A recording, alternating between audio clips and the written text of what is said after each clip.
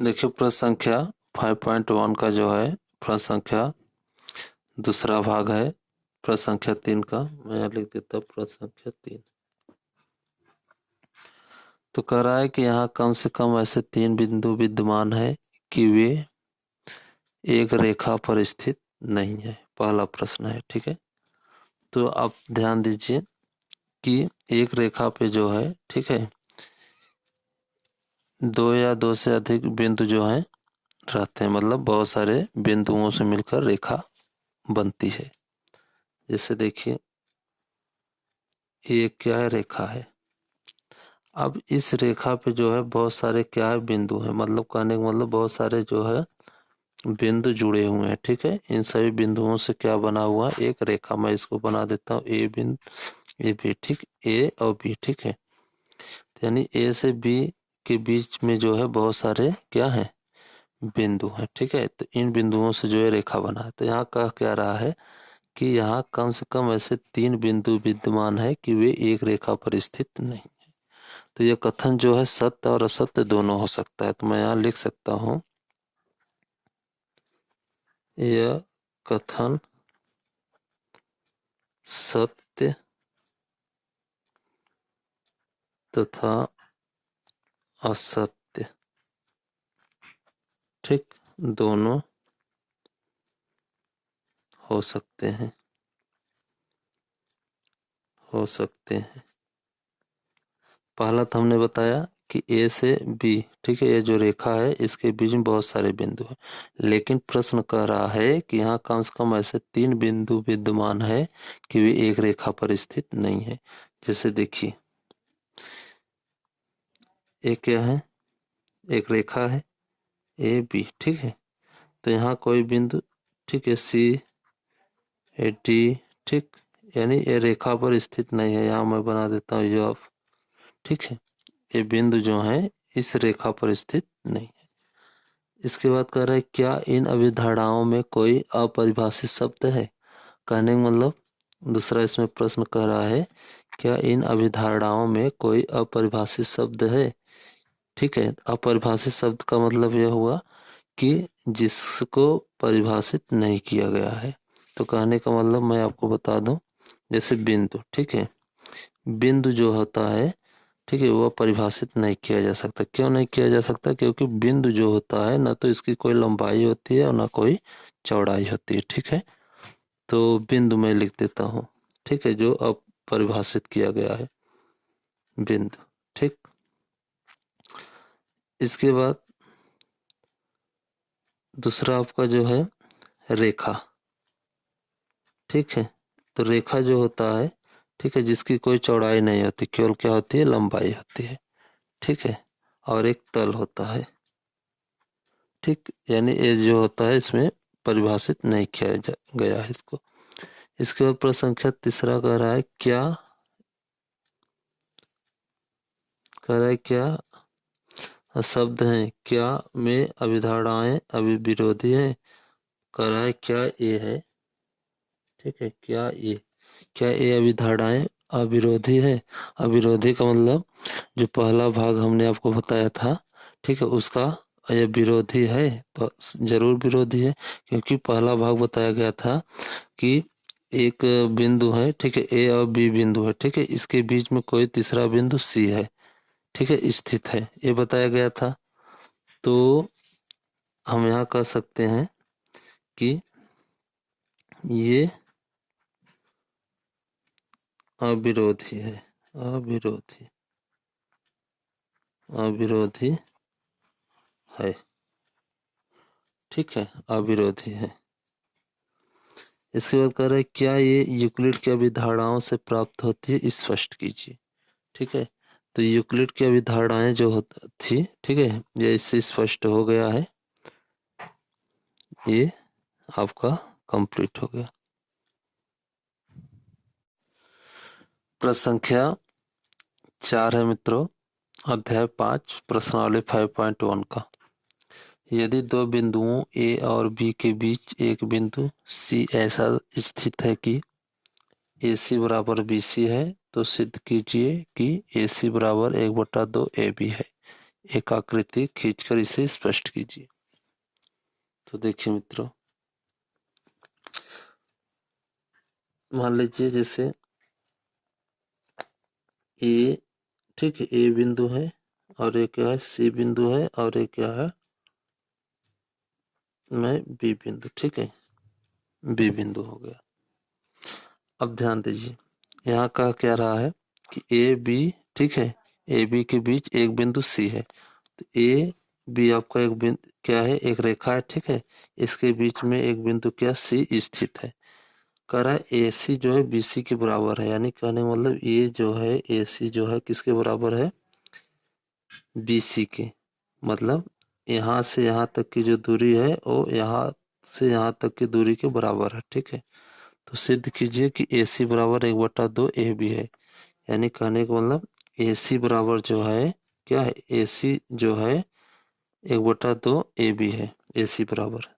मतलब ए सी बराबर यहाँ से यहाँ तक की जो दूरी है, ठीक है, ए बी की क्या है, आधी है। मतलब ए सी जो है ए बी का क्या है, आधा है। ये तो आपको दिख रहा है कि यहाँ से यहाँ तक की जो दूरी है वो ए सी क्या है, इसके दूरी से आधा है, ठीक है। तो इसको आइए हम स्पष्ट करते हैं। देखिए दिया है, मैं यहाँ लिख लेता हूँ जो दिया है। दिया है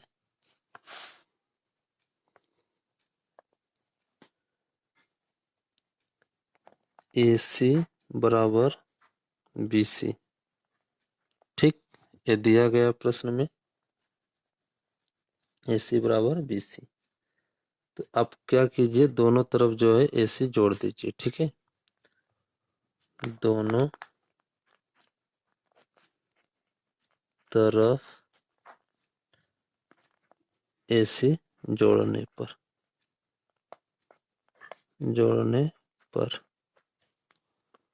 ठीक है। तो दोनों तरफ हम क्या करेंगे, ए सी जोड़ देते हैं, ठीक है, क्योंकि दोनों बिंदु जो है ए सी और बी सी क्या है, एक दूसरे के बराबर है।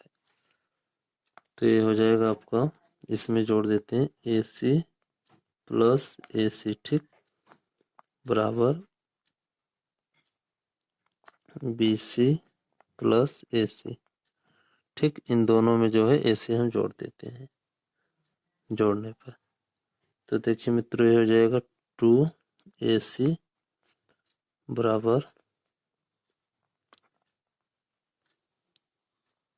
यहाँ ध्यान दीजिए, BC प्लस AC, यानी BC जो है वो AC एक दूसरे क्या है, बराबर है, ठीक है। तो BC प्लस AC, ठीक है।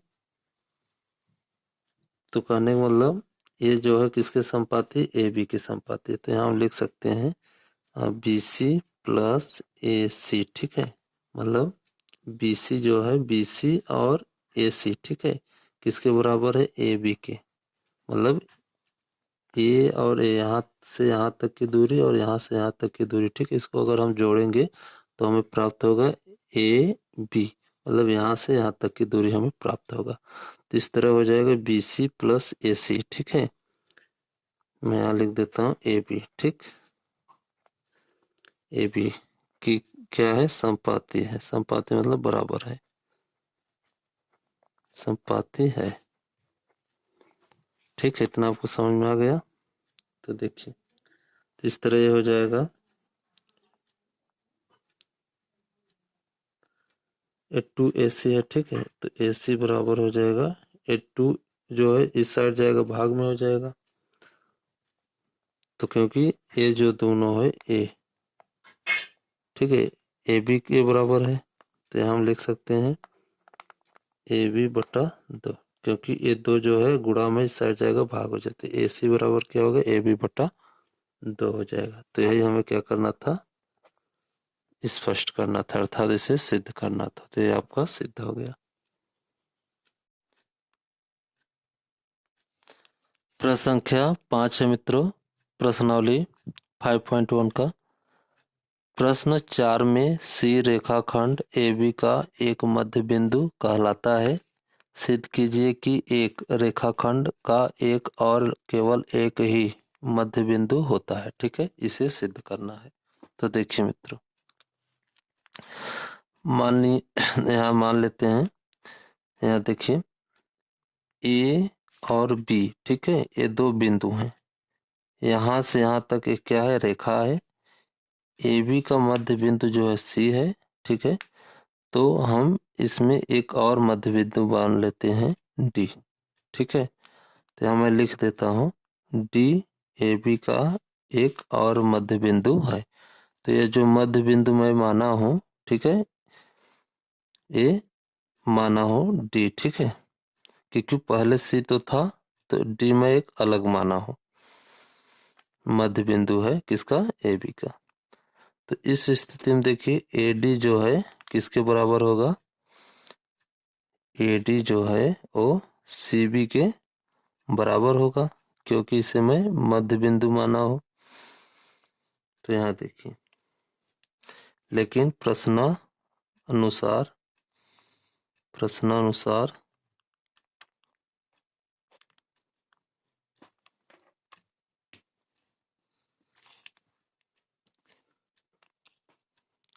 इसको हम समीकरण 1 मान लेते हैं। ठीक है, प्रश्नानुसार सी ए बी का मध्य बिंदु है। ठीक है, ये प्रश्न में दिया गया है कि जो सी है वो ए बी का क्या है, मध्य बिंदु है। ठीक है, ये जो है प्रश्न में दिया गया है।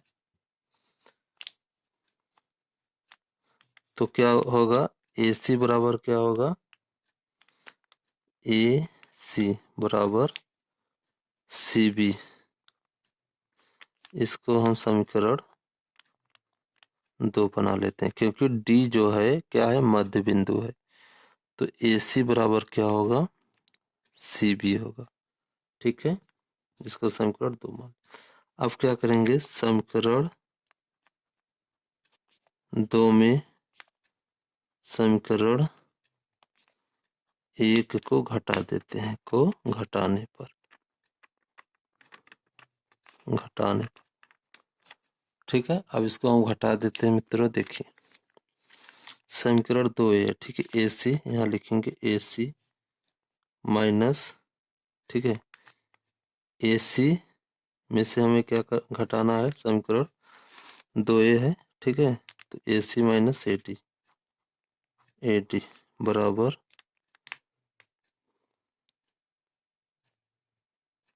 सी बी माइनस ए सी बी। तो एक चीज ध्यान दीजिए, यहाँ पे जो है सी बी, ठीक है, तो सी बी में से हम क्या घटा रहे हैं, देखिए यहाँ पे सी बी में से इसको हम घटाएंगे डी बी। तो चलिए यहाँ सी बी माइनस यहाँ डी बी हो जाएगा, ये डी बी। ठीक है, डी बी हो गया। अब देखिए ए सी माइनस ए डी, तो ए सी ए है यहाँ से यहाँ, इसमें से हम क्या घटा रहे हैं, ए डी। मतलब यहाँ से यहाँ तक की लंबाई में से हम यहाँ तक की लंबाई को क्या कर रहे हैं, घटा देते हैं। ठीक है, चलिए घटा देते हैं, तो क्या मिलेगा, DC मिलेगा, DC। ठीक, बराबर। इसके बाद देखिए CB माइनस DB, CB में से हम क्या घटाएंगे, DB। ठीक है, यानी इस बड़े में से हम इस छोटे को घटाएंगे, यानी CB में से यहाँ तक की लंबाई को हम DB यानी यहाँ से यहाँ तक की लंबाई को घटाएंगे। तो क्या आएगा, ये माइनस में आएगा, माइनस क्या आएगा, DC। ठीक, अब इस माइनस को हम क्या करेंगे, इस साइड लाएंगे। तो देखिए इस साइड लाते हैं तो ये हो जाएगा प्लस में, तो DC प्लस DC, इस साइड क्या होगा, 0 हो जाएगा, बराबर 0। अब इसको आगे हम हल कर लेते हैं, यहाँ पे हल कर लेते हैं। DC माइनस DC, यहाँ प्लस हो जाएगा तो ये होगा 2D, मैं यहाँ D लिख देता हूँ, 2DC बराबर 0। अब देखिए 2 को इस साइड ले जाएंगे तो भाग में हो जाएगा क्योंकि गुणा में, तो DC बराबर क्या हो जाएगा 0/2। तो DC बराबर क्या होगा, 2 का 0 में भाग करेंगे तो 0, तो DC का मान कितना आ गया 0। तो कहने का मतलब यानी यहाँ तक की बीच की दूरी जो है 0 है, तो 0 का मतलब ये D और C दोनों जो है एक बिंदु हो गए हैं।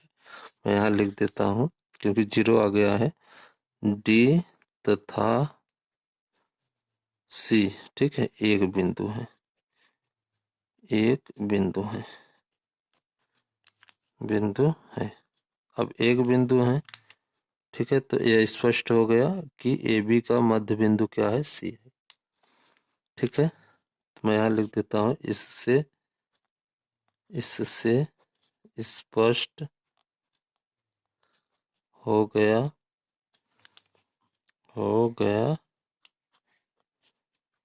AB का मध्य बिंदु क्या है, C है। ये आपका क्वेश्चन कंप्लीट हो गया।